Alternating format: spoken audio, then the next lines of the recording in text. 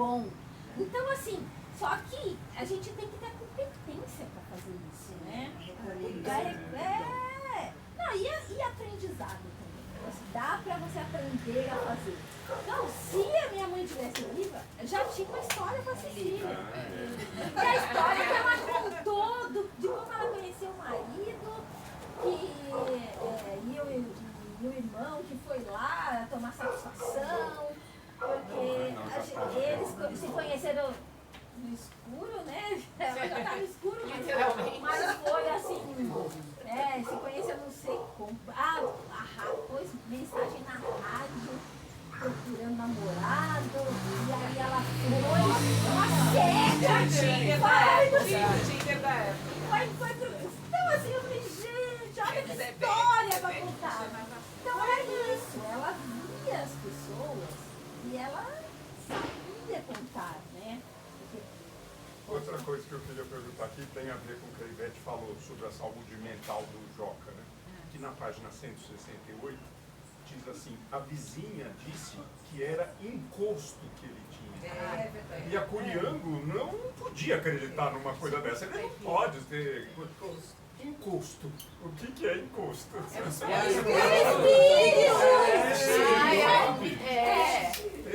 Antigamente era espírito. Ainda hoje. Que é o espírito que encosta. Então, mas ela diz, não pode ser um encosto. Por que não pode?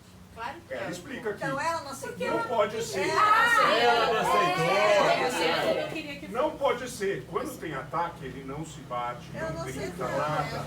Só fica meio esquisito. Passa um tempão quieto, olhando para o lado do Zulu. Vai entrar no debate comigo? Eu acho que temos que entrar no debate. Isso aqui não vai também. Como que a sua mãe fundou essa religião? Ela também acabou de perguntar isso. Porque a gente a minha mãe era uma estudiosa, né? Ela se dizia à toa, mas era uma baita de uma mentira. Ela não batizou os filhos e ela pra gente poder escolher. Então, ela levava na Umbanda. Aqui ela vendia material de Umbanda. Ai, que bárbaro. Ela teve livraria, ela fez um monte de coisa. Então, ela levava a gente no espiritismo. Porque pelo livro dá pra Aqui perceber. em Cachoeira, as pessoas acreditam que minha mãe era espírita. Pelo livro a gente percebe. Mas... Você tá tratando o espírita como diferente de um bandista? Não, mas não tem nada a ver. Não tem nada a ver. Claro, Não tem nada a ver. Não, espiritismo do Kardec. Kardecistas. Os kardecistas. Então, os kardecistas achavam que minha mãe ela fazia parte, porque ela ia toda semana. E pode ir. Ela adorava as conversas, porque as palestras lá são Muito legais. legais. Então, ela ia, levava a gente, ela levava na evangélica, ela levava... Por quê? Se a gente precisava escolher, então a gente tinha que conhecer. Né? Então, ela era batizada como católica. Ela, meu pai, aqui acabou todo mundo ficando batizado. Nem católico praticante, mas todo mundo foi batizado. O Marcos ficou kardecista, né? Mas os outros todos ficaram no catolicismo. Então, assim, Qual é a sua religião? eu sou católica. E aí, o que aconteceu? Ela tem uma filosofia. Então, se vocês forem ler as crônicas, espiritualista, eu acho que é mais do que espiritualista, sabe? Porque, e ela acreditava nessas crenças, né? O meu irmão mais velho, Joaquim Maria, ele falava, a mãe tão erudita, faculdade da USP, não sei o quê, acredita em praga. Ela, sabe, é uma coisa que pra ele, porque roubaram o peru uma vez aqui que ela tava engordando pro Natal. Mas essa mulher ficou brava. E olha que minha mãe, pra ficar brava, precisava muito. Ela ficou brava. Ai, tomara que deu uma dor de barriga nesse lado. Jogou praga. Jogou praga, entendeu? Então ela assim, gente, mas isso não significa, não tem a ver com erudição, não tem a ver. É cultura. E a minha mãe foi criada pela avó. E falar, meu Deus. Não, uma avó ignorante, que não sabia ler, né, que tinha uma cultura espetacular. Ela contou dessa avó dela, contou desse avô, que era um europeu, português, muito à frente do tempo dele, que mandou as meninas para a escola. Não, erudição não quer dizer falta de conhecimento. Não, exatamente, são coisas diferentes, né? Vamos Então, começar? Vamos. Vamos lá? Eu quero falar. A Denise. A Denise coordena. Inscrições. Papel. Então abre. Como é que ela tá brincadinha aqui? Eu Quer papel? Papel que Dá uma carta. quebrou. Eu tenho. Quebrou. Serve. Eu tenho caneta. caneta. Espera aí, eu tenho. Eu tenho caneta também. Aqui, achou? Ainda mais esse. Ah, eu tenho com a caneta eu tenho mais canetas, Caneta China, não é aquela caneta? Olha. Cada um vai falar o que pensa, mas você tem direito de veto, tá? Você Tá tem bom. besteira, para. Agora sim. Ele acabou de inventar essa regra. Quando eu fui comprar o meu livro numa livraria no bairro lá de São Paulo, no pé da PUC, em Campinas, o dono, a tal que você conhece, que é o Lúcio, contou que um dos meus irmãos, acho que talvez Quem mais? eles fizeram uma mesa de debate lá e ele me contou como foi. Eu quero. Mas eu quero mais pra final. Eu também fui lá, Ivete. Ele também mas eu quero mais pra final. Eu quero. Deixa eu pôr no Ele é muito feliz. qualquer coisa eu pôr vocês, reserva. Você vai falar. Eu quero.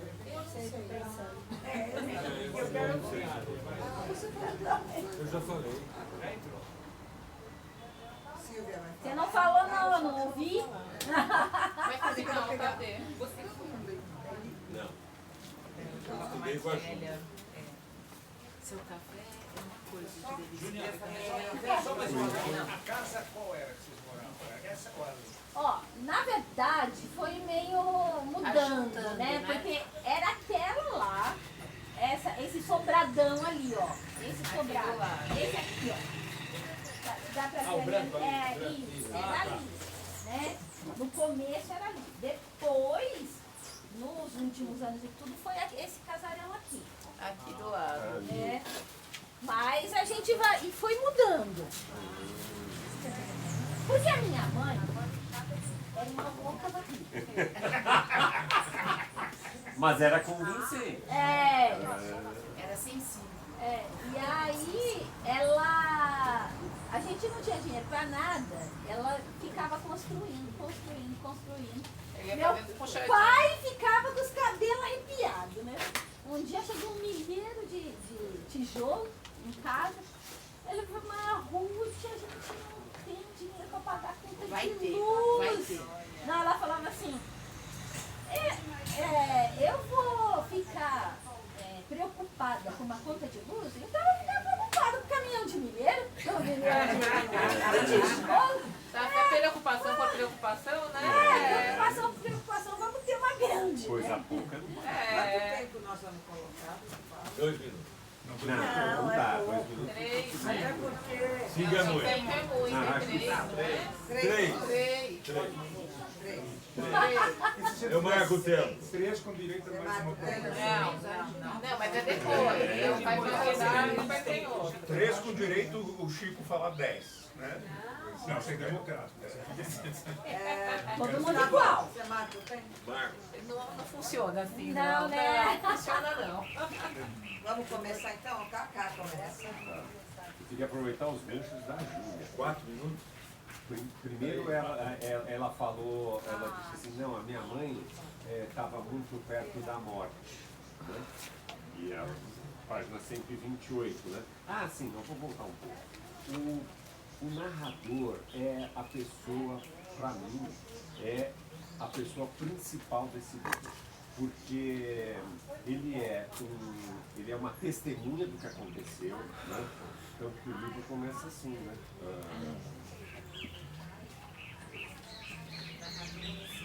Começa assim, se era boa, tão boa como o mel de jati. Ou seja, a a gente é introduzido numa conversa. Esse livro é para ser lido 2 vezes, é a minha opinião, né? A primeira você vê e a segunda você vai descobrindo as coisas.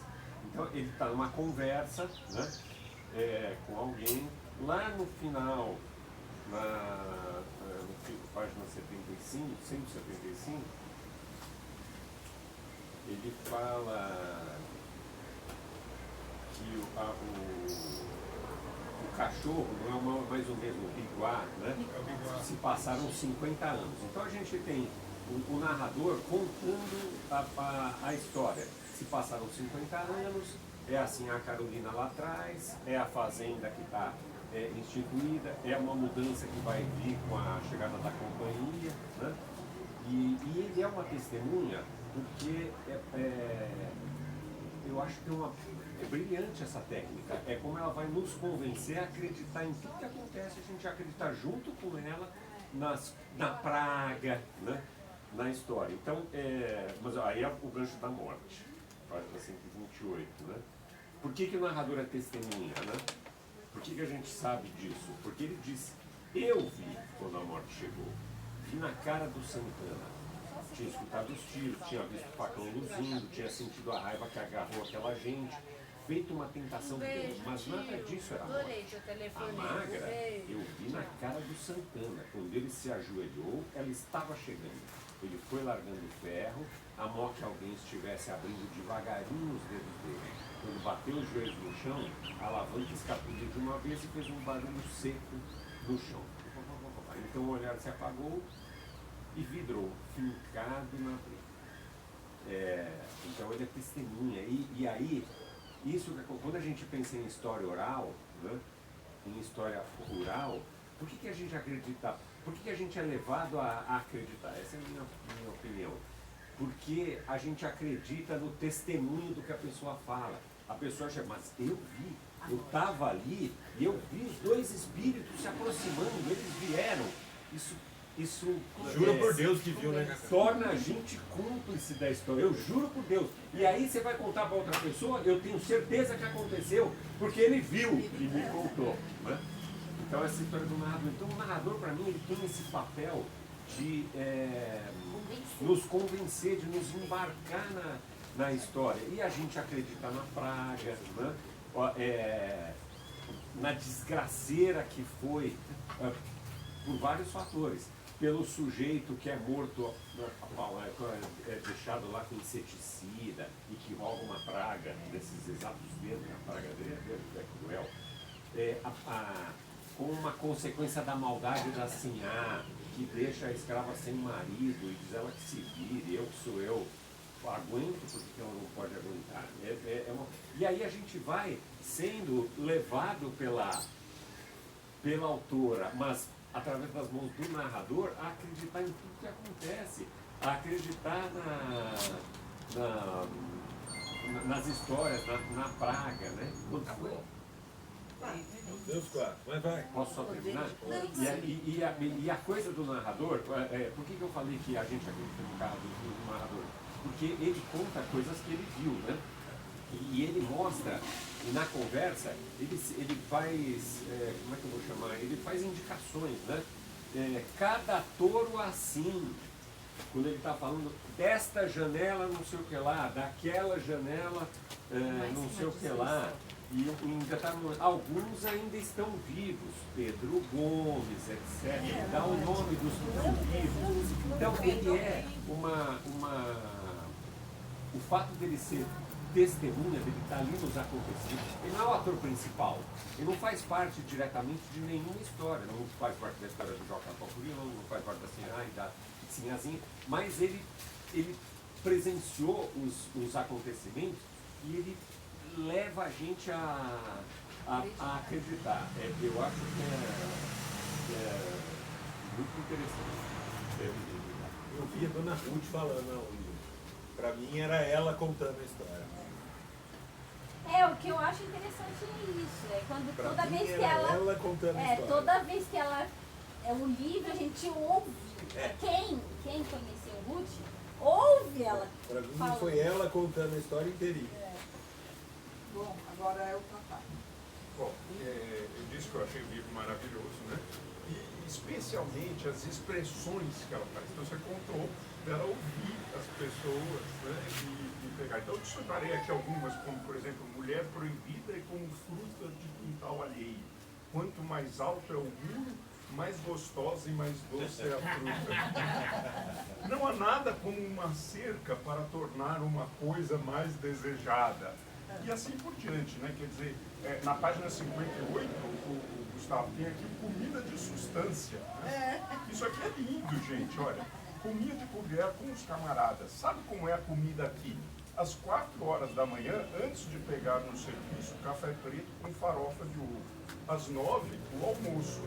Quem começa cedo tem fome cedo. A comida é de substância. Né? Virado de feijão com torresmo e couve. Paçoca de carne seca. Outras vezes, arroz com palmito, orelha de porco no feijão, abóbora, angu, inhame, cará de árvore, mangarito. Gente da cidade não gosta disso.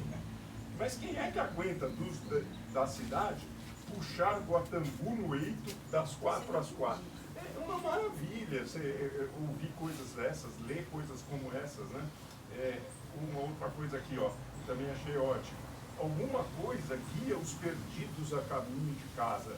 Assim como as águas correm para baixo, a gente segue o caminho que tem que seguir. Que o bêbado chega em casa. Sempre. O passarinho preso canta alegre e sabe Deus o que o coitadinho sente. Então são coisas que realmente são recolhidas dessa história oral. Eu acho que tem muito disso que o mérito do livro é conseguir contar essa história oral, né? Que ela ouvia e com isso conseguia repassar aqui nessa riqueza dos personagens e dos nomes, né? O Mané Pão Doce. Quer dizer, você tem umas coisas... E é verdadeiro. Tem Eu Mané imagino. Pão Doce aqui, que aliás era tio dela, se não me engano. Eu acredito. Os apelidos aqui eram uma delícia, né? O próprio Curiango, né? Quer dizer, eu acho que são assim, uma coisa que deixa a gente realmente maravilhado com essa a riqueza das expressões da história. E eu até comentei com o Gustavo que muitas vezes eu ouvia aqui algumas coisas e falava, pô, é você falando, porque ele faz essas brincadeiras, fala umas coisas aí pra gente, com esse linguajar que muitas vezes o livro apresenta. Então acho que foi uma experiência maravilhosa a leitura. Eu queria agradecer aqui esse evento, a gente poder fazer esse evento aqui, conhecer o Instituto Ruth Guimarães e também dizer a todos que vocês podem seguir no Instagram o Instituto Ruth Guimarães. Eu já estou seguindo, né? E parabéns aí para vocês. Pedro, agora é o Pedro. O tempo já está correndo. Eu também adorei o livro, gostei muito do livro. Eu acho que tem muita relação, guardadas as proporções, mas com os 2 livros que nós lemos recentemente, os três, né? Corpo Arado, Grande Sertão Veredas e Quarto de Espelho. Ou seja, tem relação, forma na redação, e eu gostei bastante. E eu vou pensar alguns aspectos que acho que dá para a gente discutir. Um até a gente discutiu próximo do trilho de trem, hoje caminhando, quase que fui amarrado no trilho de trem. Eu tive uma posição no sentido de, assim, a Carolina Choca, né? Ela mereceu a posição. Aí a gente se bateu, é verdade. Que ela tomou, né? Era uma pessoa cruel, uma pessoa Não era extremamente má. Você foi, ela te fisgou. A autora te fisgou e foi de você que marcou. Mas, assim, É a lei do retorno ali que você está falando. A crítica é o marido dela que estava guardando as finanças dela e se perdeu naquela estação. Se perdeu, né? Ele se perdeu na estação. Resolveu não trazer o dinheiro de volta. Que ele, né, ele não Mas, conhecia assim, a cidade. Mas assim, me parece, a minha interpretação, que há uma demonstração de que ela foi punida. Eu acho que foi o fim da choca, foi uma punição pelo que ela fez. Essa foi a minha leitura. Né? Esse é o olhar da época. O olhar da época. Não, olhar dele. É o olhar O olhar da época é machista. Ela puniu a filha, até eu quis saber até o destino da filha dela, puniu aquela escrava. Ela era uma pessoa cruel, não dá para negar. E o dó da choca. Então ela não era cruel, desculpa. Você achou? No segundo aspecto. Mas isso não Não, o justifica o livro marido diz, ter ela sido- não era má, era o feitio dela. Meu, era o que tinha pra ela, o que tinha podia. Ela não deixou a filha casar com o filho do capataz e casou com o capataz. Acho que foi intencional essa colocação. Né? Mas o segundo aspecto que acho que é importante para nós também, que tem vários trabalhistas aqui, advogados trabalhistas, pessoal da área trabalhista, é um aspecto trabalhista que ela trouxe, né? Que já o sistema de barracão, Truck system. de comprar através de armazém, né? Que foi uma legislação de 67, né? Que proibiu esse tipo de procedimento. E a gente é uma coisa atual hoje. Não existe mais isso. Existe. Ou seja, os trabalhadores são hoje escravizados por não ter armazém, mas tem um negócio chamado crédito consignado que pode ser pago com fundo de garantia. E a gente olha assim. Em 96 prestações. 96 prestações com jurinho baratinho, 2% ao mês, né? Quer dizer, continua existindo isso. Continua. Alertou em 46, existia isso e continua legalizado, que é pior, né? Com propaganda na televisão. Né? Então é uma coisa que incomoda. E ela levantou em 46 isso. Né? É uma coisa terrível. O acidente de trabalho do Bibiano. O acidente de trabalho do Bibiano, né? E, quer dizer, gostei bastante da história, mantenho a minha posição em relação à Choquinha. E eu queria saber aí da mãe de ouro. Sim. Mãe do- Mãe de ouro. Mãe de ouro. Que é muito falada pelo Joca, né? E a minha dúvida, é uma assombração? É o diabo? É o fantasma? O que é? Vai, você tem que dar Tem uma lenda, tem uma lenda. Tem a lenda da Mãe de Ouro, que é bem conhecida aqui no Vale do Paraíba, né? Então ela é a Iemanjá, se vocês pensarem, ela é a Iemanjá, né? A Iemanjá também ela é das águas, né? Não é só do mar. É do rio. Não, É, mas e aí essa- você tem a Oxum para as águas de sim. Então aí você tem essa lenda que é bem conhecida, que é meio a Mãe de Ouro é um pouco uma sereia, né? Ela encanta você para fazer o que ela deseja algumas vezes, né?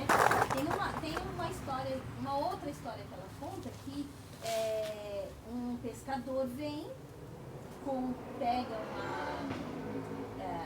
uma melancia, a Mãe de Ouro está pegando uma melancia e ele aprisiona, e obriga a Mãe de Ouro a casar com ele. E aí ela dá tudo pra ele, porque a Mãe de Ouro ela consegue muito, porque ela fala com os animais, ela tem uns poderes. E aí ela fala, olha, a única coisa que eu quero é que você trate bem o meu povo. Aí quando tem um dia que acontece alguma coisa, ele conseguiu muito viver bem com ela. E tem um momento que ele xinga o povo, insulta o povo dela, ela pega, povo, vambora. E vem todo mundo, vem com ela de volta para as águas e ele volta a ser aquele pescador do nada, né? Então assim, tem as histórias todas que ela conhece muito bem e aí ela vai inserindo algumas coisas na Moiraquitã é do Macunaíma, do Mário de Eu Andrade. acabei de falar, Moiraquitã. Acabei de falar, Moiraquitã. O gigante piaimã comedor de gente. Então, obrigado também por você dizer. Sim, de nada. o Chico. Oi, tudo bem? Oi, tudo bem? Conosco também. Você voltou da sua tentando? Você bateu esse? Você virou? Não. Ah, tá certo. Então, em primeiro lugar, eu achei muito interessante a linguagem, porque é uma linguagem que sai do padrão urbano, né? Ela consegue adaptar essa linguagem caipira.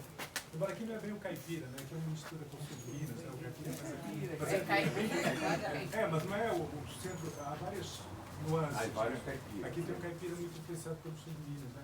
Eu achei bonita essa forma como ela consegue. Lembrou-me um pouco o Guimarães Rosa, não é? Ela aprendeu essa linguagem bem popular que rompe com aquelas estruturas gramaticais chatas do português culto, etc. Eu achei muito bonita essa parte, né? E ela é engraçada porque ela pega esse mundo caipira, que é um mundo que está em transformação, né? Que ela vê, por exemplo, a chegada da usina, o fim da fazenda tradicional, da sinhá, da escravidão, e vem uma nova forma de organização social, exploração igual, não é? Quer dizer, a gente vê aquela forma em que, por exemplo, aquela empresa que chega, e a história que você falou do armazém, quer dizer, a exploração continua igual, só muda, né? Em vez de você levar chicotada, você recebe um salário mínimo. Mas, no fundo, a estrutura de Um salário que não é mínimo. que não é mínimo. Então é interessante essa coisa como ela consegue mostrar a mudança do mundo, né? E eu também achei curioso, porque no fundo, se nós olharmos bem, assim, de uma forma acadêmica, o que está acontecendo nesse mundo é um mundo extremamente cruel. A morte faz parte do cotidiano, eles se matam, eles são explorados, eles são dominados pela ignorância, pela sua superstição, mas ela dá uma visão não romântica, mas uma visão bonita. Você acaba até tendo... Não, você não vai ficar seduzido por esse mundo. Não é uma sedução, mas ao mesmo tempo é um carinho, é uma forma diferente de ver esse povo, né? Que essas histórias. Né? São histórias cruéis, as pessoas são cruéis. Dificilmente nós conseguiríamos conviver com elas, né? Porque elas têm uma ética, uma forma de ver o mundo completamente diferente da nossa. Mas ela, ao mesmo tempo, ela dá uma visão romântica sem cair numa ingenuidade, num blá blá blá politicamente correto, não é? Uma certa forma de uma idealização do mundo. Isso fica bem claro, né? E ao mesmo tempo, essa transição que ela faz entre a realidade e o metafísico e o imaginário, né? O realismo fantástico, que é bem latino-americano, não é? Quer dizer, que ao mesmo tempo é uma forma de mostrar um povo extremamente oprimido, destruído, e a única saída que ele tem é ir para o realismo fantástico, né? Embora nós também sejamos muito pretenciosos, né? Porque a nossa sociedade está alicerçada no realismo fantástico, né? Se nós fizermos uma análise da nossa cosmovisão religiosa, o cidadão da cidade civilizado não está muito longe, né? Com as maluquices dele, Não está nada está acontecendo. Pois é. E por fim, com relação à Mãe de Ouro, eu achei interessante, agora, você estava falando, eu comecei a pensar na questão da mulher, da misoginia, quer dizer, eu estava pensando até, quando você falou, eu me lembrei do Ulisses, da sereia, quer dizer, da sereia na Odisseia, que ele tem que se amarrar porque a sereia ela cativa, e ao mesmo tempo tem a ver com a misoginia muito forte, né? Porque eu acho que o grande problema da nossa sociedade, com relação à mulher, nem é o patriarcado, acho que isso é muito baixo. É a misoginia. Desde a história da Eva, a mulher é associada ao mal, ao pecado. A mulher é o inferno. Então a mulher é mostrada como um perigo. Então o mito de Eva, que é toda a nossa sociedade está alicerçada, nós levamos essa vida de horrores, de sofrimento, de pecado original, blá blá blá blá, porque uma mulher foi seduzida pela serpente. Na tradição grega, a mulher abre a caixinha de Pandora. Quem abre a caixinha de Pandora é uma mulher. Ou seja, então eu acho, as pessoas ficam falando muito da misoginia, do patriarcado, sim, mas acho que é uma questão filosófica muito grave. E essa moça, que anda por aí, pelo Paraíba, ela de certa forma pertence a essa tradição. A mulher é um perigo, ao mesmo tempo que seduz é um perigo, mas é um perigo radical. Entendeu? Então, toda a nossa cultura, desde o judaísmo, pelo lado do judaísmo e pelo lado grego, mas pelo judaísmo está alicerçado, porque a mulher é um mal, a mulher é o pecado, a mulher é um ônus. Tanto é assim que ela é feita de uma costela também. Ela é um ser de quinta. Então, eu acho que esse é o grande drama. Às vezes o movimento feminista fica falando do patriarcado, mas é uma questão filosófica mais grave. Eu acho que a misoginia que gerou o patriarcado. Sim, também, mas as pessoas ficam na consequência. Sim. A Não adianta ficar discutindo o patriarcado quando você pegar a criancinha. Não adianta você ficar discutindo o patriarcado e a criancinha na escola aprende que a Eva, a safada, acabou com a humanidade. Morreu a maçã. Porque vai voltar de novo, você tem que ir lá atrás. Isso que eu estou falando, do ponto de vista teórico, não adianta ficar discutindo feminismo, assim, aquele chão. Você tem que discutir, mas o que é o feminismo? Porque está lá na Bíblia. Está na Bíblia, está lá nos gregos. Ou está a sereia, que o Ulisses tem que se amarrar para não ser seduzido pelas sereias. Né? E então há toda essa tradição que ela retoma. Eu achei interessante. Muito bem, Chico. Agora, eu queria até pegar um gancho que o Chico disse, que eu nem tinha pensado, mas que eu acho que é importante a gente perceber também que assim, mesmo essa figura dela, eu acho que é uma lenda e que na verdade as pessoas precisam acreditar em alguma coisa. Por que você sai do seu eixo? Por que a pessoa não faz aquilo que é o esperado e tem sempre uma lenda, uma história, né? Estava lendo mesmo no livro da Palestina, que também tem lá uma que é tomada por um espírito ancestral e tal, e por isso que faz determinadas coisas. Então eu acho que o livro é maravilhoso. Então eu acho que tem esse aspecto, sim. E claro que ali ela vai contar de uma sociedade machista, quando também diz a Mariana, então é a puta, que não sei o que e tal, o Joca se interessa por ela, dá coisa pra ela, mas ele fica enraivecido porque aí a Mariana, né? Não, a Cecília estava traindo um amigo e tal, e ele fica naquela coisa, vou contar, não vou contar, o que vai fazer, afinal contou que ele foi lá e matou a Cecília. Feminicídio aí? Um feminicídio, então acho que assim, tem essa coisa que também é trabalhada no livro, porque é verdadeiro, né? Pra mim, na verdade, uma coisa que mexeu muito comigo foi o truco. Porque aquele momento do truco ali eu acho sensacional, embora tenha isso, que eu não entendo um monte de coisa, eu nem me lembro como é que joga truco, e tem um monte de coisa que ela escreve e que eu acho, que depois eu até comentaria, que a diferença assim, que eu vejo do Guimarães Rosa, porque Guimarães Rosa você fica às vezes num parágrafo e você fala, gente do céu, eu não consigo entender nada, preciso voltar 10.000 vezes. E ela também não entende isso aqui, não entende isso aqui, mas flui. Talvez não precisasse voltar como isso cá, mas ele flui, e você consegue entender pelo contexto e terminar, e entrar meio na linguagem, e entrar meio no jeito do Gustavo e querer entender que a coisa tem essa fluência muito legal. Então assim, mesmo no truco, mesmo sem saber tanto do truco, eu tenho uma memória afetiva, porque eu me lembro na fazenda, que não era por aqui, que era no Mato Grosso do Sul, e meus tios, meus primos, esse teatro, né, sobe uma mesa, e grita, e faz assim, que eu achei sensacional. Essa parte do truco do livro eu achei sensacional, porque me trouxe essa memória afetiva. E eu vejo que ali também essa coisa do macho, né, essa coisa viril, né, como eles ali estão competindo, como aquele negócio do jogo, ele sai do jogo e ele vai então para a vida real, que vai trazer aquela coisa que falaram, né, depois, né, a desforra da surra que foi dada ali era por conta do truco. Né? Carregou aquela mágoa, aquela coisa da competição do macho mesmo ali, que foi parar lá. Então eu achei assim, essa parte também sensacional, essa fluidez toda que eu acho que é incrível, né? A gente ter uma Guimarães Rosa que ficou ali, né? No esquecimento, né? Não é nem na invisibilidade, né? A gente podia dizer assim, e que me atraiu muito. E outra coisa que é isso, nós somos a maior parte aqui da área trabalhista. E então acho que mexeu bastante essas questões, essas relações de trabalho que o Proto estava dizendo. E eu só queria contar assim, como isso continua, né? Porque esse caso do Pão Doce, ele acabou indo para uma proposta, né? Foi para um lugar ruim, então isso a gente faz resgate de trabalho escravo até hoje.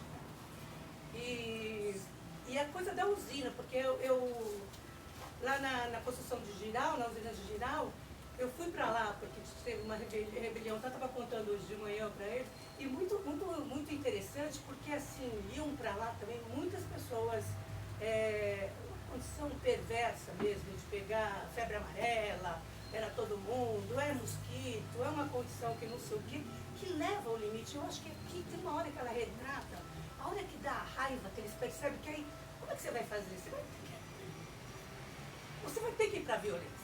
Eles foram para a violência também lá em geral, E uma vez eu contei para eles que a gente estava entrevistando os trabalhadores, que a gente pegou assim, estava numa cabana, assim, num campo, e aí começou a me entrevistar, daí a minha colega falou assim, escuta, eles pagam as horas extras direitinho? Se não pagar, a gente fura.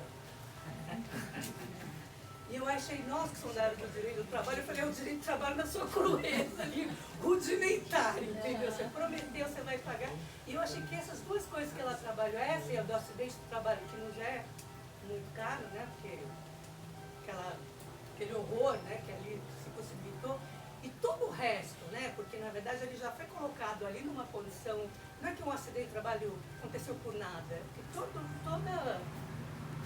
toda a estrutura do trabalho, a organização do trabalho levaria aqui. Então acho que assim foram dois pontos que eu acho que mexeram bastante comigo. O chefe já tinha dito que a máquina não ia aguentar. Ele avisou, né? Ele avisou, a CIPA já tinha avisado. Até hoje. Cláudia, é você, mas você quer falar mais pra trás?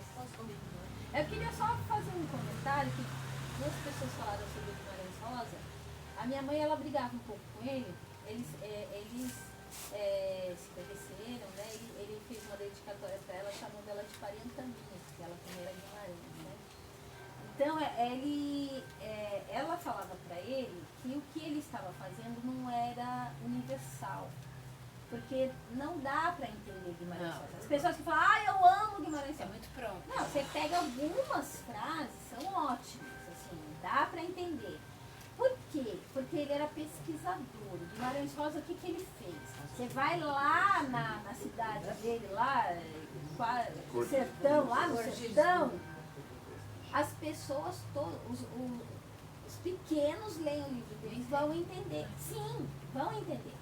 Vão entender por quê? Porque a língua deles. Ele fez uma coisa bem regional. A minha mãe fez o regional. Mas ela fez o regional, mas a mais universal. Porque ela falava, você não pode falar só com a sua tribo. Você tem que falar com todo mundo. Quando que a gente entende Guimarães Rosa? Pega um livro dele traduzido. Porque como ele conversava com os tradutores entendiam o negócio, ele explicava. Então, como ele explicava, os livros deles estão explicados em outras línguas. Do Cordisburgo para o mundo. Então, se vocês querem entender Guimarães Rosa, e ler outro livro, pega um livro traduzido. Olha aqui. Porque ele foi, as pessoas ligavam para ele e falavam, eu não entendi isso, ele explicava. Então, ele explicava e ficava a explicação no livro. Agora, a Ruth, como ela falou, ela queria falar como Gustavo. Ô, Ju, não chama a Ruth de Ruth, chama minha mãe. Não é legal. É que eu comecei a fazer. Antes eu chamava de minha mãe, mas todo mundo ficava falando que eu precisava falar de Ruth. Então, ela brigava, ela falava, não, olha, a gente precisa ser entendido. Nós queremos, a gente tem que passar a mensagem para todo mundo. Eu tive essa reflexão quando estava no museu, eu perguntei, será que porque nós estamos, enquanto moradores de São Paulo, nós estamos mais perto do português caipira do português do sertão de Minas Gerais, sabe? Porque quando eu estive no Ceará, eu fiquei um tempo no interior do Ceará. Gente, eu tenho um conhecimento rudimentar da língua portuguesa. Eu não entendia nada. As pessoas chegavam para mim conversar, eu olhava, eu falava... Não, de repente eu percebia como se tivesse ouvido falar romeno. Tinha umas palavras que eu pegava que eram que eu conhecia. Não, mas o Ceará, no interior do Ceará, é Guimarães Rosa. Você não entende? Eles falam. Eu falava com eles, um dia ele virou para mim, houve um senhor, um caipira, que virou para mim e falou assim, essa linguagem é muito estranha. Eu falei, por quê? O senhor fala umas coisas que eu não entendo, mas tem outra coisa que eu não entendo nada. E eu falo, entendeu? Que talvez nós não estamos mais perto do português de São Paulo aqui, mesmo o caipira não está mais perto. Assim como nós estamos distantes no sul. No sul, assim como no Nordeste, são dialetos. Agora, no interior, do caipira, nós estamos próximos. Mas eu acredito que seja isso, mas também porque Ruth tentou não ficar tão distante da linguagem que todo mundo entende. Porque senão tem uma palavra ou outra que a gente usa muito, por exemplo, sorveteu. Virou sorvete, né? Sorveteu. Desapareceu. Aqui se usa muito. Nossa, sorveteu. Então, tem umas palavras que a gente até meio que entende, né? No contexto. Pelo contexto e tudo mais. E ela faz também, ela faz com que o contexto ajude a gente. Então, mais o Guimarães Rosa, eu vi uma exposição a respeito. Os caderninhos dele, ele anotava as coisas que as pessoas falavam. O que a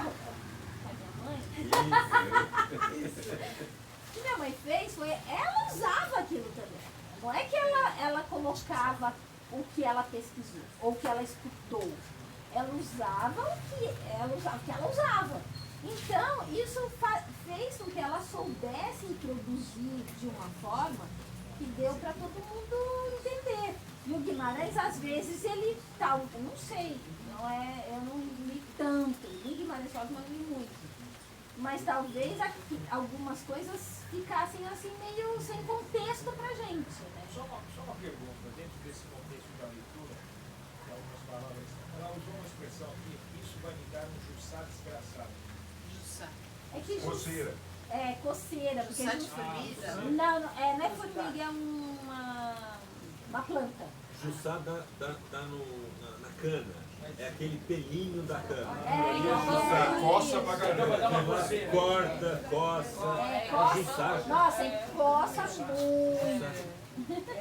Olha, o Recado do Morro, essas partes assim do Guimarães Rosa, esses livros assim de contos e tal, Miguelinho, eu acho que eles são mais fáceis até. Eu acho que o mais difícil é o Grande Sertão Veredas. O Miguelinho é tranquilo, assim, né? Mas a gente se reconhece no Miguelinho, né? Mas eu queria, porque você disse uma coisa que assim, a sua mãe viveu numa fazenda, então ela teve contato com esse linguajar, porque isso, a gente vai ali olhar para a fazenda, na parte dos donos da fazenda, não na parte da peãozada, que certamente vai ser muito mais difícil esse linguajar, que eu acho que talvez tenha algum distanciamento ali dessa linguagem.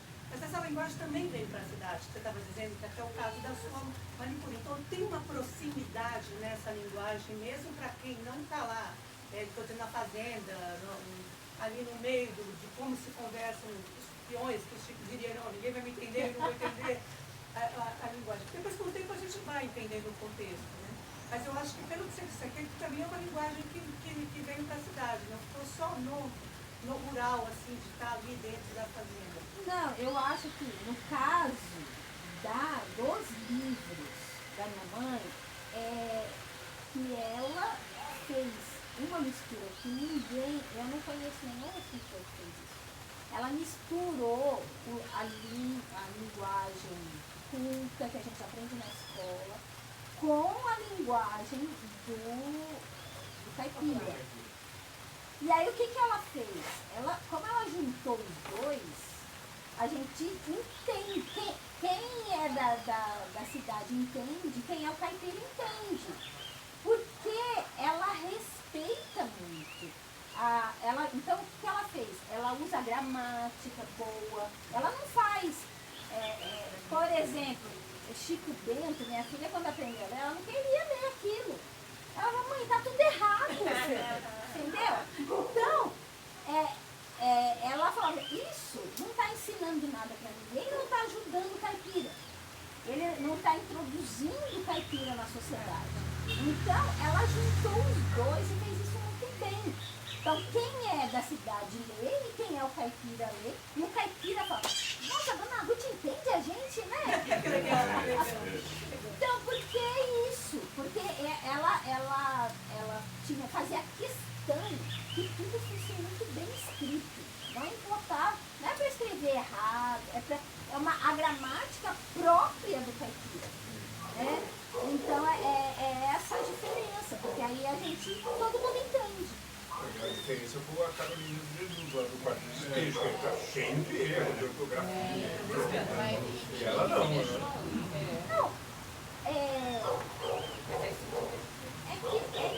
Então, a minha mãe, ela foi para USP,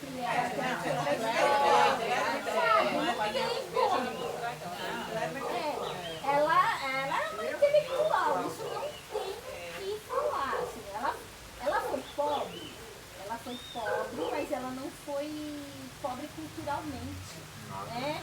Ela já começou indo para a escola, né? Ela foi para a escola. Dominava a linguagem criança. Não, ela era intelectual mesmo.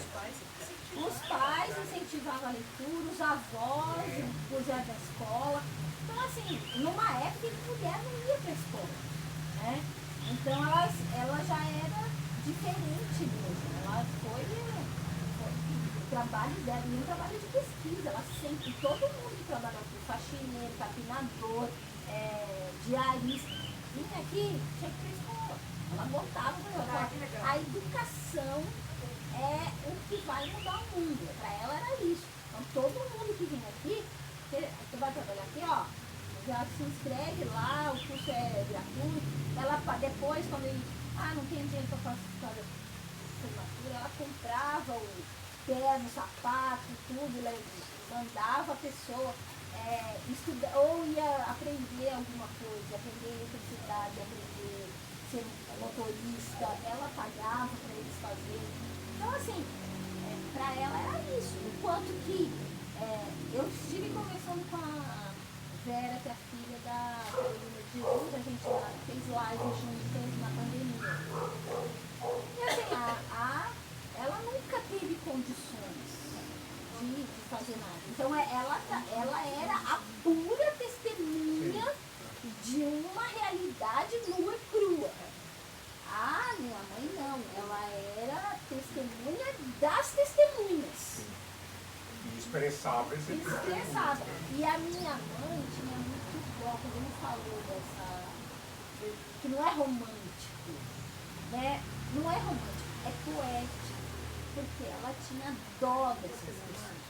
Então ela conta, a gente fica com compaixão. A gente tem compaixão. Mesmo da sua filha, mesmo dele ser cruel, ter tudo mais, gente, que safado esse cara, né? Ele era o marido também. Ele era o marido. Ela sofre. Não, tudo bem. Ela era cruel, talvez até por causa da crueldade que tinha em volta dela. Não sei. Só que ele ficou bravo, né? Mas a gente acaba pensando, puxa vida, ela tinha Cláudia agora. Cláudia. O Gustavo Michel chegou. Tá chegando, faltam 11 minutos. A Ana Catarina escreveu também. A gente tem que compartilhar com ele a localização. Ana Catarina. Quem é Ana Catarina? Ana Carolina, aquela música vai Cadê o Michel? Vai cantar. Quem seu Jorge? Aquela de Chegamos. Ana Carol.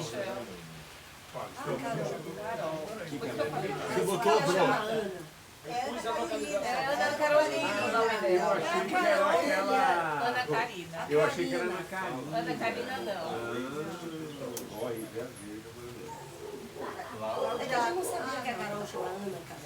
Eu não sabia que ela chamava. A José que me confundiu. Não tem quem é. Eu amei o livro, eu adorei o livro.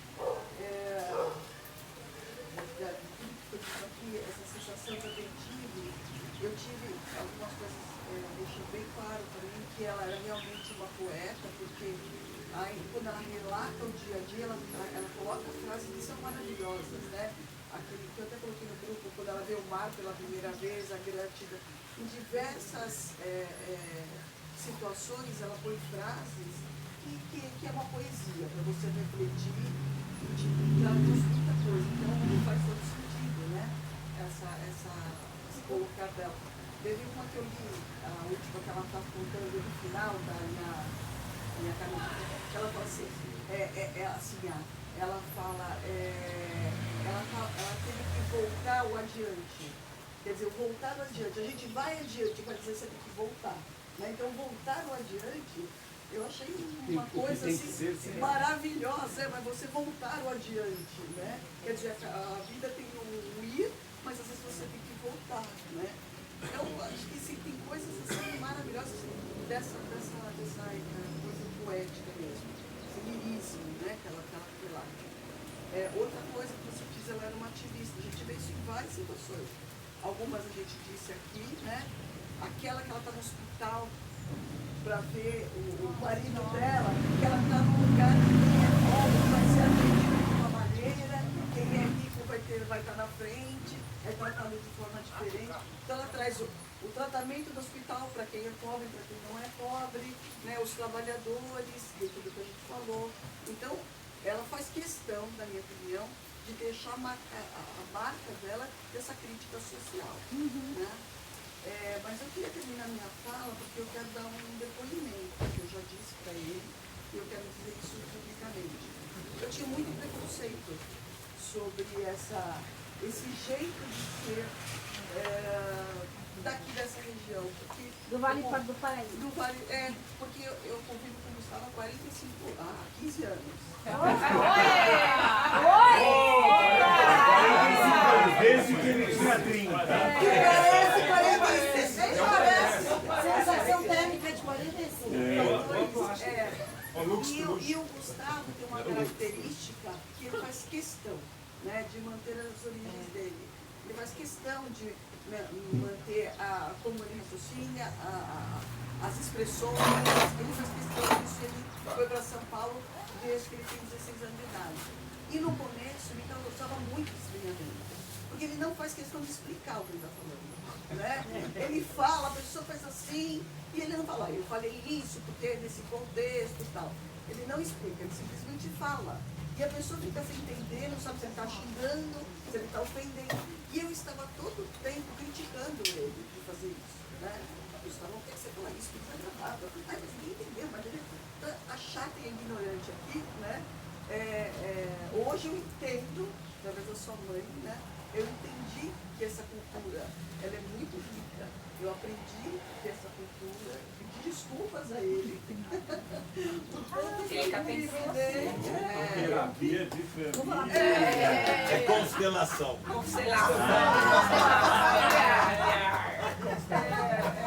Eu pedi desculpas a ele pelo número de vezes que eu critiquei e que eu entendi que isso faz parte da cultura e o quanto a cultura é importante estar ali, né?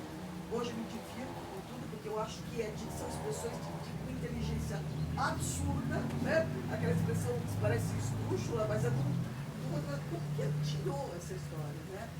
E aqui em Cachoeira, eu não sei, né? Eu acho que essa região, ela traz esse misticismo, né, no livro.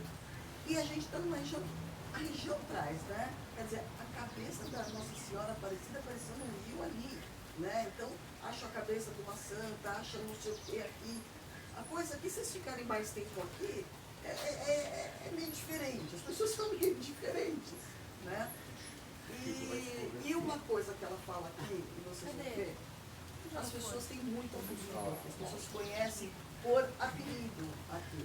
O meu cunhado, que vocês vão conhecer à noite, ele tem a lista, são mais de 100 apelidos. Ele anota, ele é de São Paulo, mais de 200. E cada um que fala, não sei o que, ele anota. Mar 3 mas e ele anota, ele tem. Mário 3-1. Mário 3-1, cara. Mário 3-1. É porque ele tem. Depois vocês perguntam pra ele. Assim, depois você pergunta. Pão com bosta.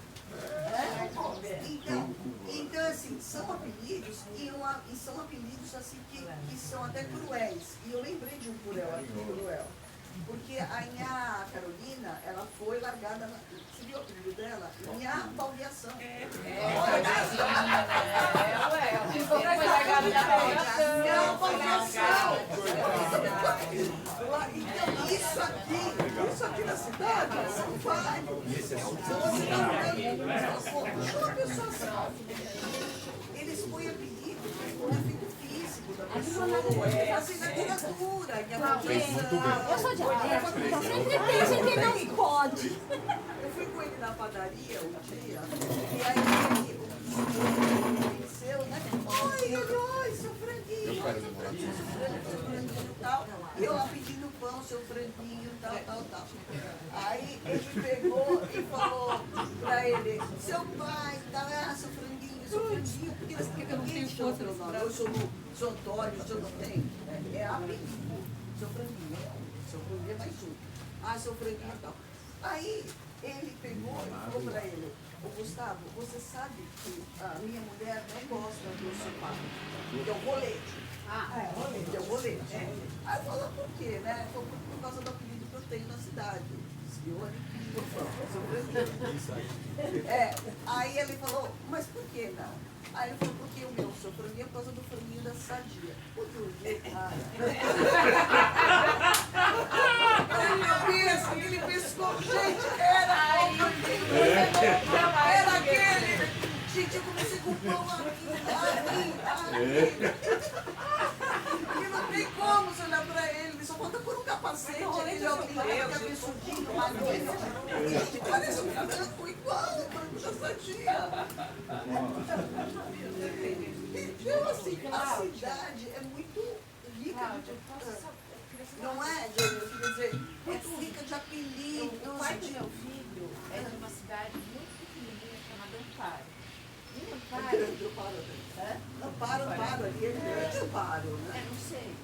E lá todo mundo tem apelido também. Eu acho que essa coisa de apelido remete a uma história. Metendo a pessoa na história, aproxima. Então, era todo mundo uma história e fica todo mundo muito próximo. Não tem essa coisa da distância. Vamos fazer uma parte do português.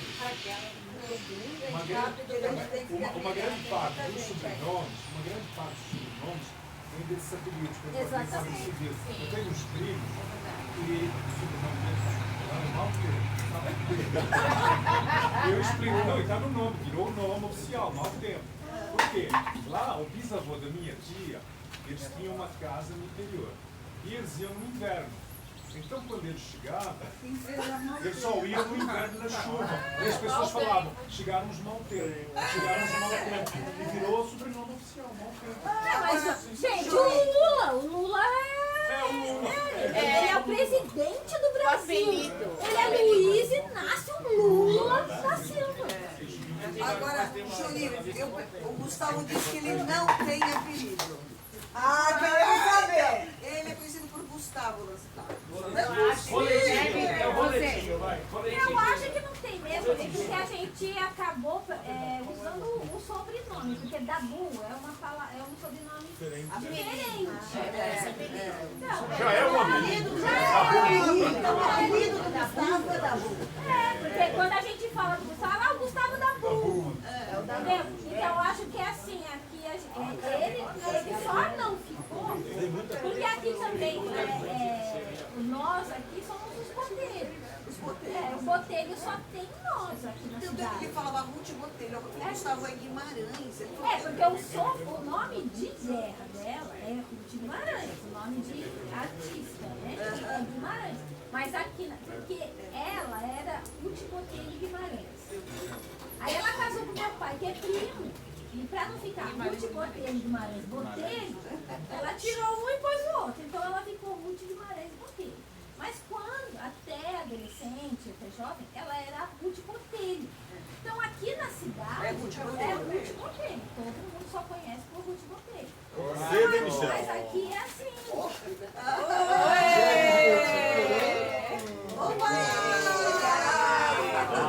Tudo bem? Salve, rainha da minha mãe de misericórdia. Aqui, ó. Tem um banco aqui. Quem é agora desse? É a Silvia. Não, tá bom aqui, Tatá. Acho que a gente consegue se ajeitar aqui. Não, aí tá junto. Tá chovendo aí. Eita, você atrapalha, hein? Vai, agora a Silvia, vamos lá, vai. Eu vou falar rapidinho, gente. Eu já discuti o livro com muitos de vocês. E o livro, Como assim? Ué, gente, porque eu terminei Teve no paralelo? Claro, a gente sempre faz um paralelo a prévia antes. Ai. E aí, com todo respeito à sua mãe, mas o livro me trouxe reminiscências de quando eu era pequena e eu lia Monteiro Lobato.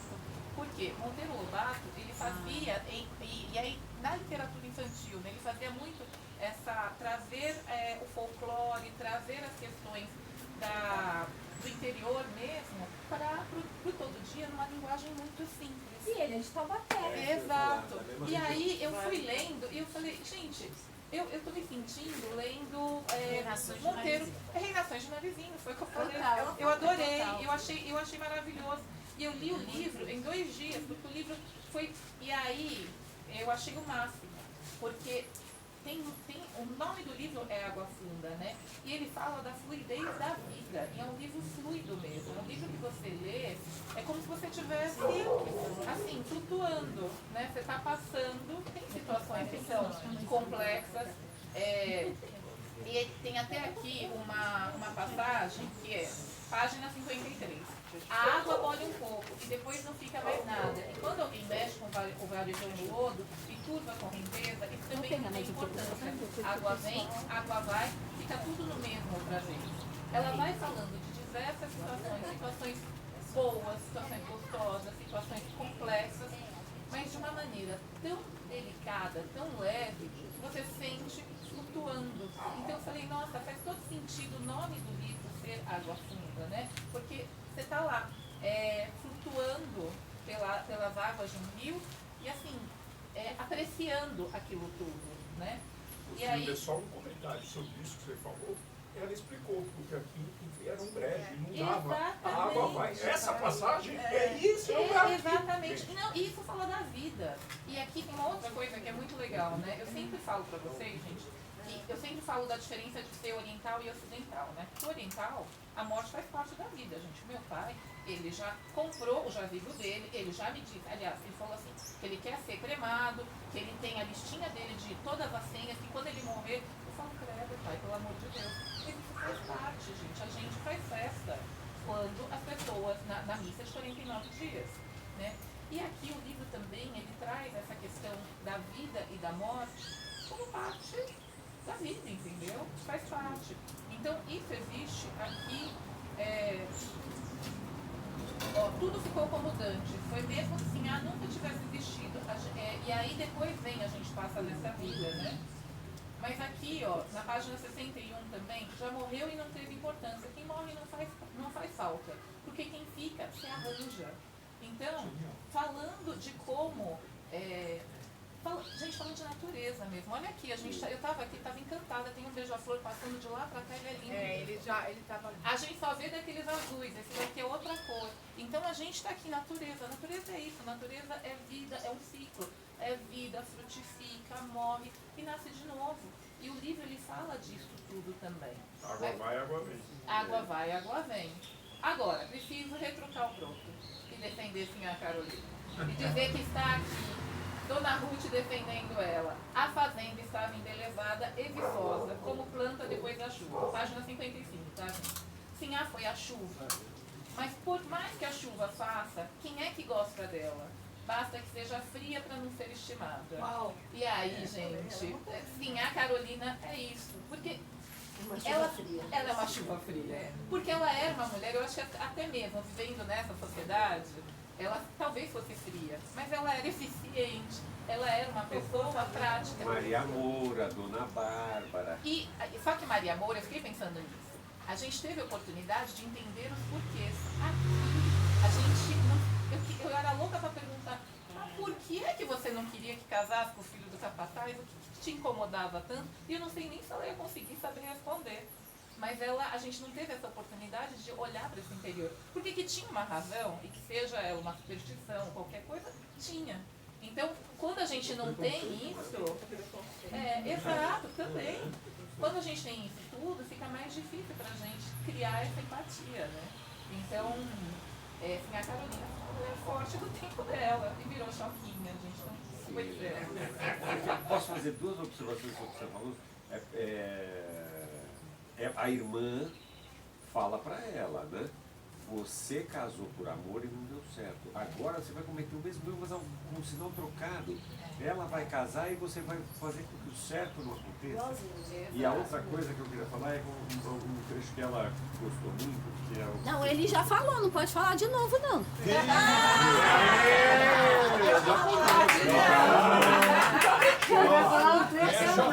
Falando da choquinha. Não, que é essa coisa da água, né? A Ruth trabalha com encantamento. O narrador busca o encantamento. Então, se a coisa ficar só assim, vai, morreu, tal, a gente perde a graça. Página 35, né?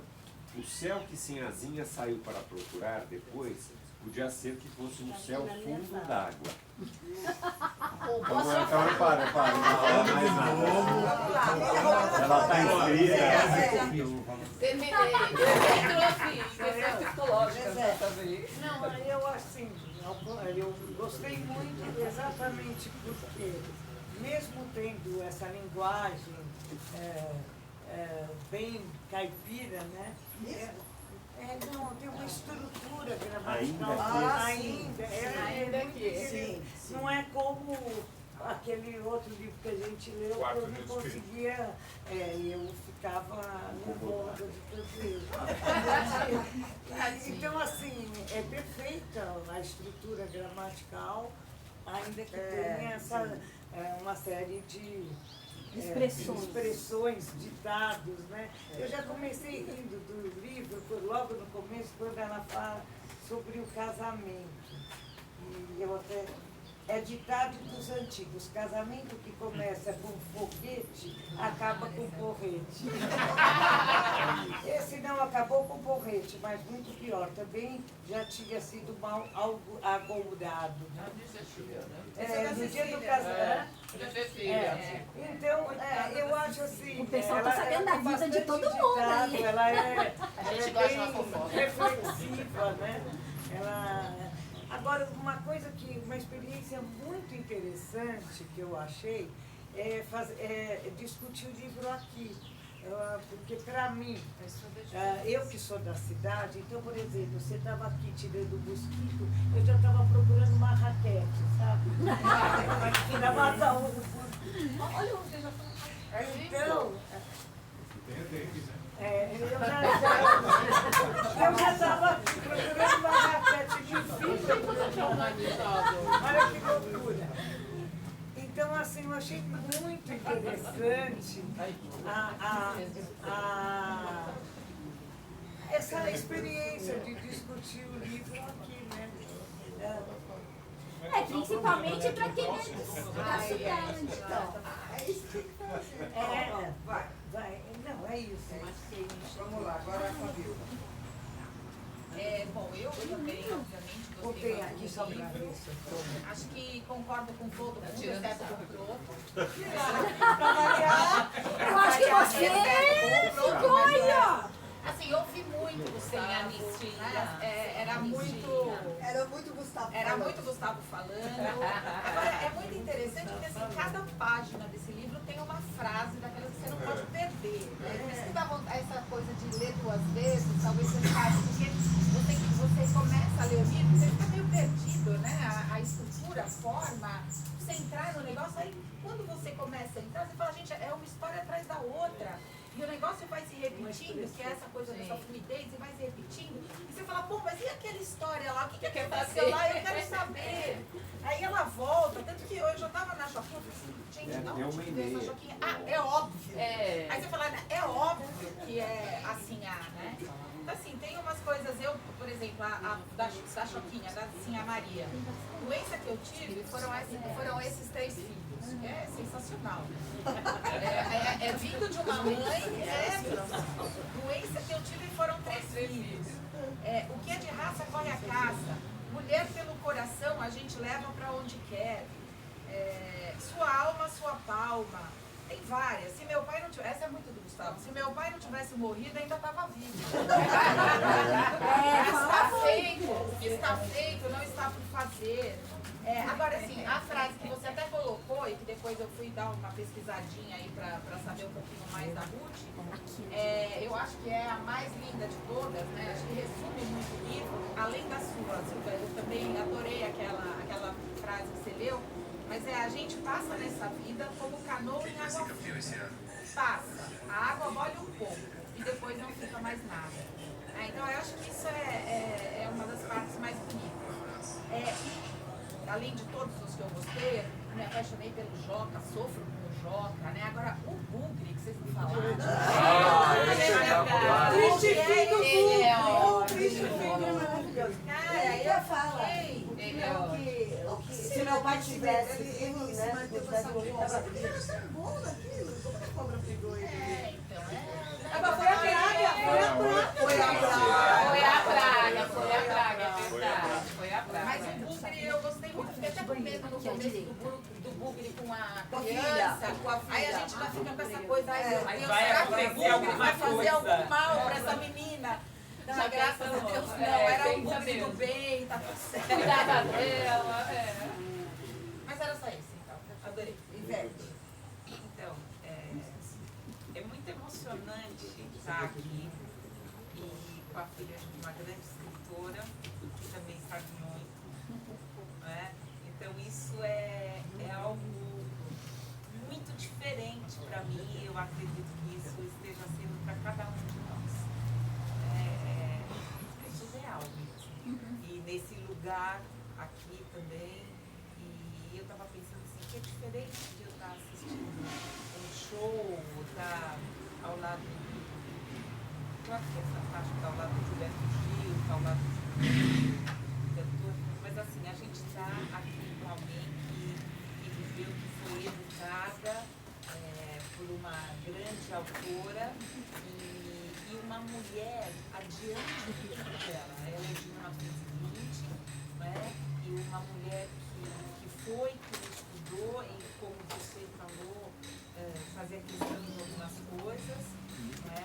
A educação, todos nós aqui, nós passamos por um momento onde nós vimos uma miséria chamada adolescência. Né? E aí quando você falou, olha, tinha que estar à mesa, todos tinham que estar à mesa. Aquilo era, e você usou a palavra comunhão. Né? É muito legal isso. E, bom, sobre o livro, então, muito obrigada. Isso realmente pra gente o Gustavo foi assim, 10 mil, né? Quando eu comecei a ler o livro, eu tive uma dificuldade com o palavreado. E a Ana Amélia escreveu, ela falou assim, nossa, tá difícil mesmo para ler. E eu no começo também, né? Eu sou uma pessoa que fui criada no asfalto, mas tenho avós que vieram do interior de Aldeinha de Portugal e os outros avós que vieram de Mococa, sul de Minas, quase sul de Minas. Então, é um palavreado que eu lembro na casa da minha avó, as pessoas que iam lá e passavam para tudo um monte de coisa, daquele jeito que eu também não entendia, era difícil. Mas, de repente, o livro vai e flui. E para mim, uma coisa maravilhosa, porque era assim, era alguém contando uma história e dentro dessa grande história que a autora estava contando, tinha um monte de histórias, e tem um monte de histórias, né?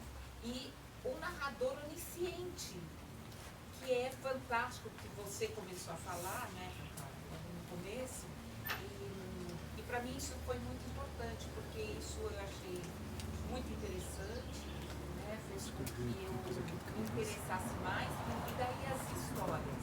O personagem que eu mais gostei realmente foi o Joca, porque eu imaginava um monte de coisa, não imaginava o final dele como um andarilho, mas imaginava ele num surto, não é? Então, desde o começo, e enfim, o livro realmente é fantástico, é diferente da Carolina, porque a Carolina, diferente do que você falou, não é? Porque Saramago também é difícil da gente ler, e cada um tem uma forma de escrever.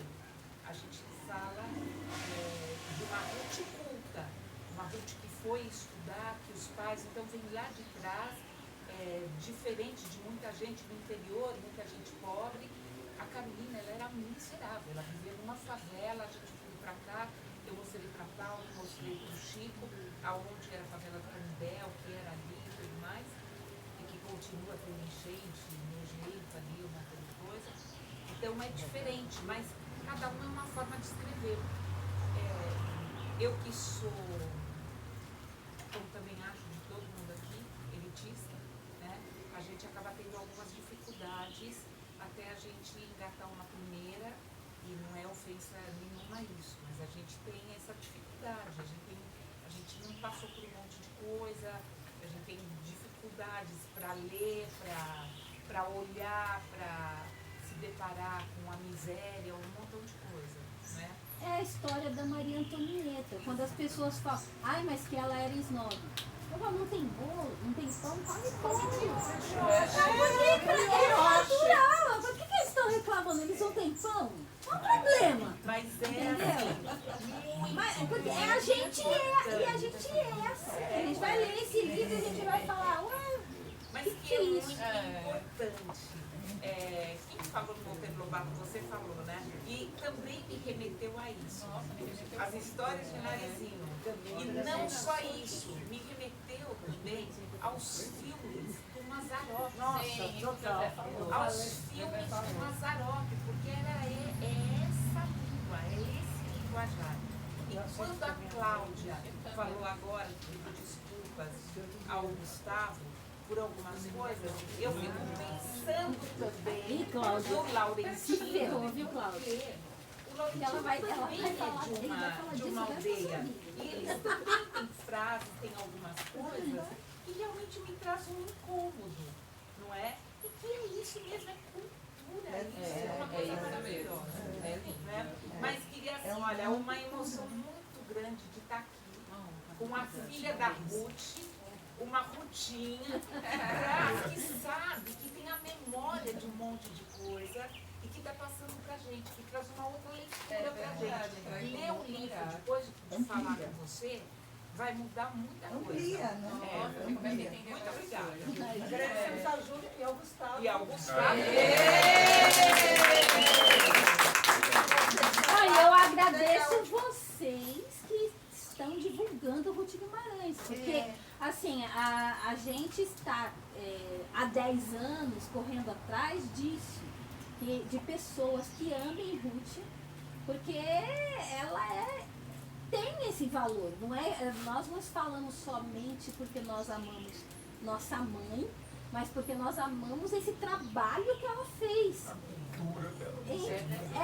Porque não é, a gente não está só puxando a brasa para nossa sardinha, mas a gente está querendo mostrar que o trabalho dela é muito bom. Efetivamente. Então, ganhar discípulos é importante para nós. Posso falar uma coisa? Deixa a Adriana falar. Não sabia que tinha. Não sabia. É um minuto. A gente Eu acho que essa, não só a Ruth, mas principalmente esse mundo que ela apresenta, que ela traz, né? Então, é sobre o negócio do apelido, né? Curiando. Ela fala, não repara nesse apelido, é porque a gente que vive aqui debaixo desse céu tão grande, em cima dessa água tão grande, a gente faz esse tipo de coisa, né? Ela fala assim. Então, eu acho que é esse trecho que tem a ver também com esse trecho que o Carquinho ia ler. Eu acho que é essa amplidão de horizonte. Para mim, não acho tão mágico assim, nem acho difícil. A minha avó era da roça, meu avô era da roça, a minha avó morava na estrada. Então, essa linguagem, para mim, é muito tranquila, assim. A coisa dos apelidos, minha cidade, Minas, também é muito isso dos apelidos. E essa criatividade livre das pessoas, né? Ela fala aqui. O céu que Sinhazinha saiu para procurar, depois podia ser que fosse um céu de fundo de água. O que é e o que não é, não se pode saber antes do tempo. Que é outra frase, né, linda? Tudo que a gente pensa que é céu mesmo. Até o dia em que pensa que é lodo de Ribeirão e mais nada. Então, a vida é o que a gente enxerga da vida, né? É como a gente vê a vida.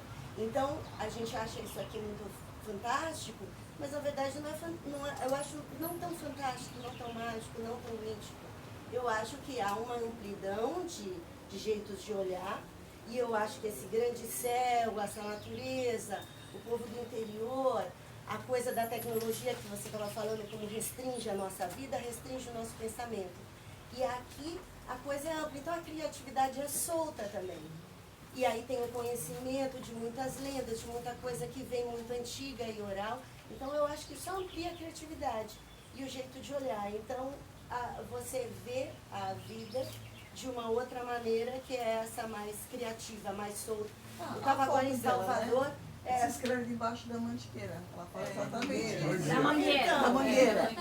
Eu estava falando, até que estava falando com a Silvia ontem no livro, a gente estava falando de Salvador, como as pessoas são loucas em Salvador, como a vida é intensa lá e louca, né? As pessoas são muito livres de cabeça, de pensamento.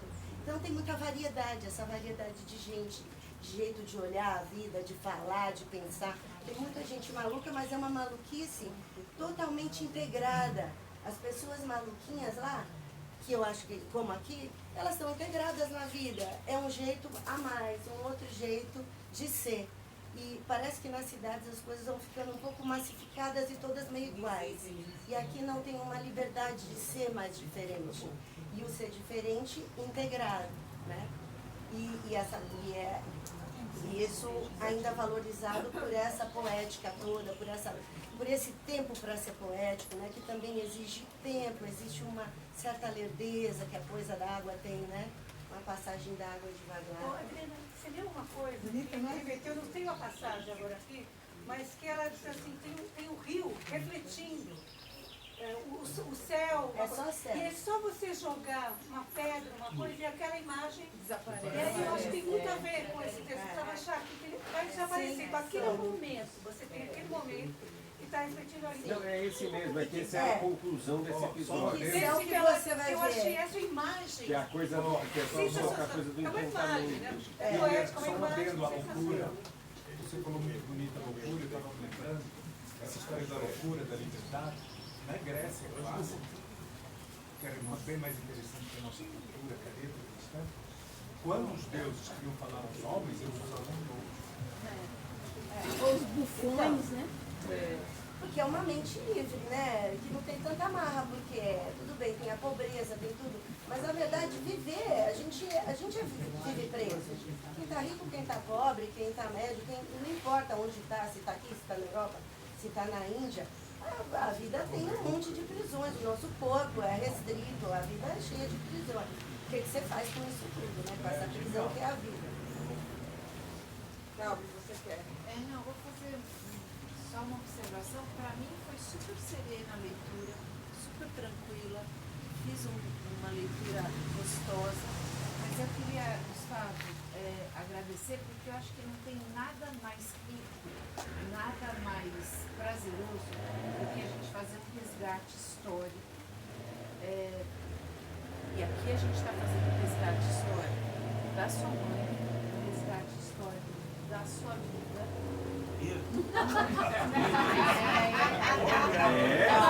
Daqui a pouco o rolete. Ó, lá na sorveteria do Fausto, que é o pai do Gustavo, a minha mãe passava todo dia religiosamente para tomar um sorvetinho lá, né? Qual o sabor que ela gostava? E você falou que você tinha uma história do Gustavo para contar pra gente. É brincadeira. Peraí, Taube. Taube não terminou. E a gente está fazendo um resgate histórico da Dona Ruth, um resgate histórico do Gustavo, um resgate histórico nosso, porque essa história de voltar para o interior é um resgate histórico nosso também. Não tem nada mais gostoso do que essa coisa do caipira, né? Viver isso aqui.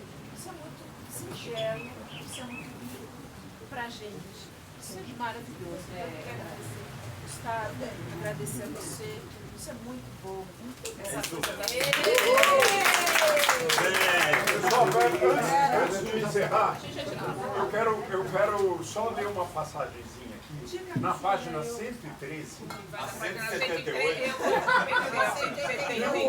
o Joca está falando que ele gosta da Poliana. Né? E aí ele fala também de coisas gostosas. Eu queria ler aqui para você algumas coisas gostosas, como mergulhar os pés na água fresca em um dia caloroso. Gosto de sol no cangote com manhã fria.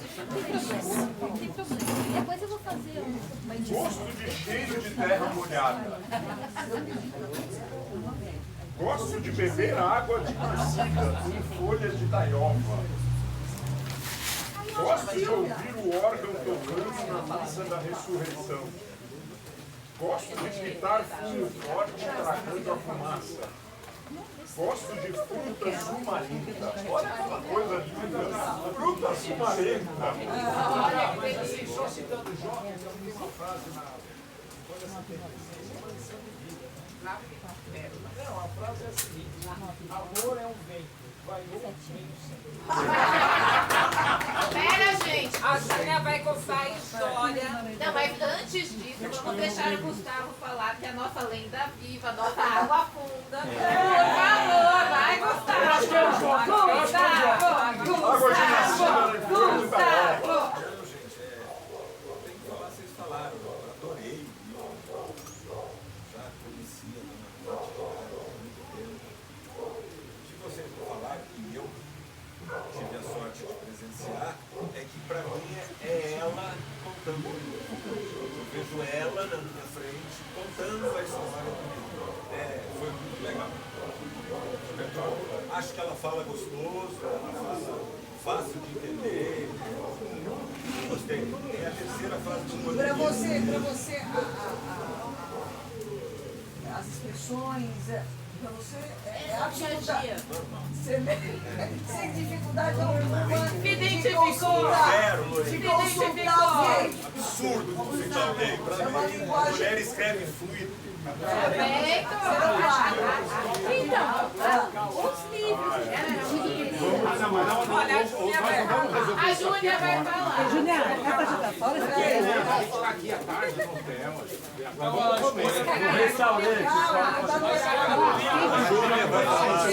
gente vai tirar uma foto? Tem que tirar uma foto de todo mundo. mas ela vai falar, a Júlia vai falar. Muitas pessoas quiseram, muitas editoras quiseram adaptar os livros infantis, colocar uma linguagem que disseram que era mais fácil. Aí a minha mãe falou, olha, se vocês podem adaptar, mas não sei se vão quiser o nome, porque eu não vou assinar esse nome.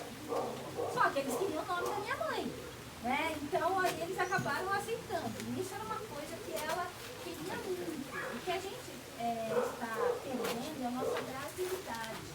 A Ruth Guimarães fez vários livros infantis para isso, para a gente ter uma personalidade brasileira. Deixar de contar Disney, porque não se conta mais Grimm, europeus, indianos, japoneses, chineses. Não, a gente só escuta Disney. Então, e a gente já não vê mais Saci Pererê, História de Malazarte. Isso que eu ia te perguntar, desculpa, eu lembro da sua mãe. Pedro Malazarte contra o Diabo, é um conto da sua mãe. Ela fez uma história. Ela coletou, eu lembro dessa história. Ela coletou 116 histórias do Pedro Malazarte. E o Diabo, não era conto. Pedro Malazarte. Eu quero esse livro.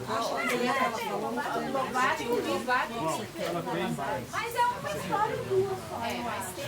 Mas o Malazarte, ela coletou também essa história. Então, assim, a gente precisa recontar as histórias brasileiras. Ô, Júnia, e pra quem finalizar?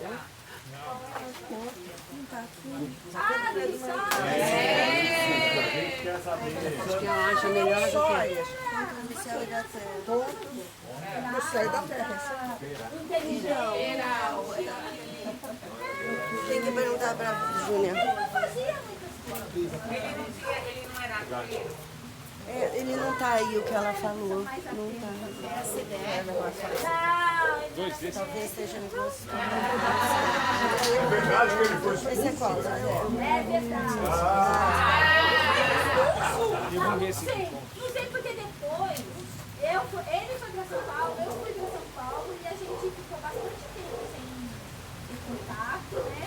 Aí depois, em São Paulo, que a gente foi morar, eu fui morar na mesma rua. Que era essa que ele falou? Eu morei na Rafael de Baixo. Ah, que legal! Aí a gente começou a se ver de novo, o pessoal da quinta série resolveu se reunir, aí a gente fez um jantar, um almoço. Isso da quinta série. E assim vai, sabe? As coisas da vida vão vai e volta. Ela fala, você sempre volta.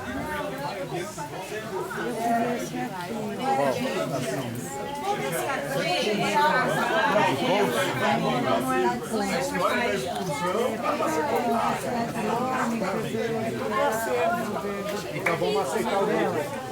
Então vamos. Você vai se tem livro de cidadezinha? Como é que chama o livro de contos? Deixa eu só acabar.